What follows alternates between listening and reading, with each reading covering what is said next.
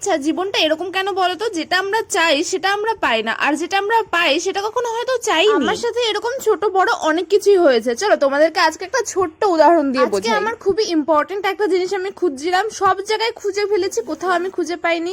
তারপরে ভাবলাম দেখি এই খাটের নিচটাতে আমি রেখেছি কিনা, সেটাও একটা পার্সেলের মধ্যেই ছিল, সেটা আমি খুঁজেই পাইনি। তার বদলে এখানে আমি অনেক জিনিস পেয়ে গেছি যেগুলো আমি খুঁজেইনি, যেমন বোতলটা আর অনেক কিছু জিনিস। এই জিনিসগুলো অনেকদিন আগে থেকেই এই বেডের নিচে ছিল, যদিও আমি সেগুলোর কথা ভুলেই গিয়েছিলাম।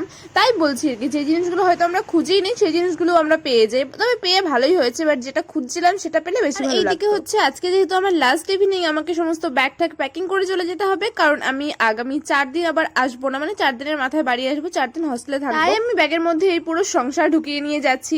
আর এদিকে সবকিছু গোছাতে গোছাতে যেই না আমি আমার পার্স খুলেছি, আমার চোখ তো হয়ে গেছে চড়ক গাছে, এখানে আমার টাকাই নেই। তাই চলে যাচ্ছি দাদার কাছে হাত পাততে টাকা দেওয়ার জন্য।